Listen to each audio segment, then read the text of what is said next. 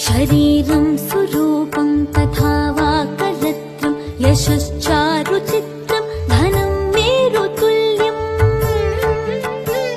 मनश्चेन लग्नं गुरोरङ्घ्रिपत्ने ततः किं ततः किं ततः किं ततः किम्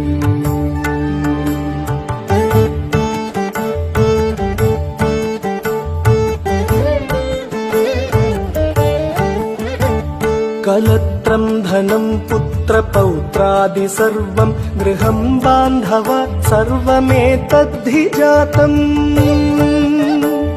मनश्चेन्न लग्नं गुरोरङ्घ्रिपत्नी ततः किं ततः किं ततः किं ततः किम्